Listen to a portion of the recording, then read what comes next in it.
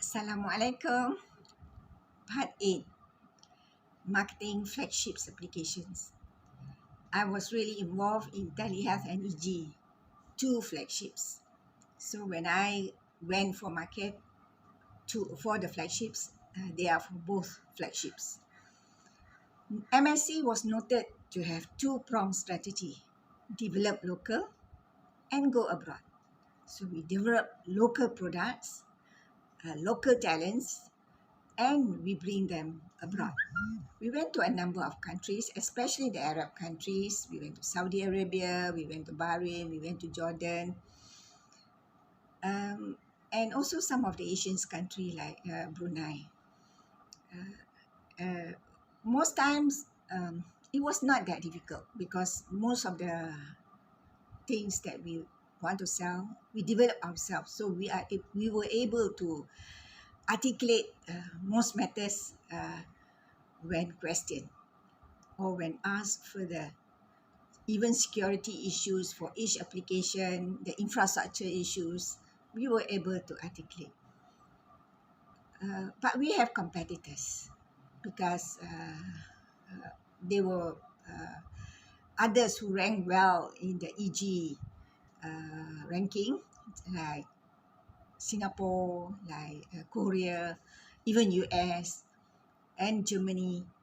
They have their applications developed also, and they want to sell. But over these developed countries, it was difficult because they came with package. They were not really interested in the monetary instant return. They were interested in entry points. So they offer sometimes free applications, and only over the years, if I don't know, they have better deals. So those were the things that we had to learn and try to accommodate. Singapore has always ranked better than Malaysia in government. They are city-state, easier to implement EG. So it seems like they have a better deployment of e-government. But in Malaysia, we have better experience because we have last mile issue. Over the states, they are not easy to handle because of infrastructure differences, management differences. So we were able to address this. So with Singapore, I was not that find it difficult to address because we can counter them. Anyway, meantime, a lot of innovation incentives were given to e-government and telehealth, all the flagships, and we did well in marketing then. Although much of the things initially were sharing, but eventually they asked us to do blueprints, and Malaysia was noted for that. But I guess those days, our spirit was prosper thy neighbor. We made sure our neighbors are also able to understand what we were doing.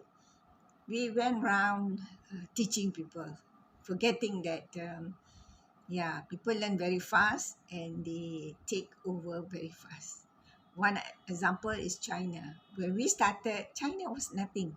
There was no Jack Ma, there was no, so we were talking and they were listening and they were trying more.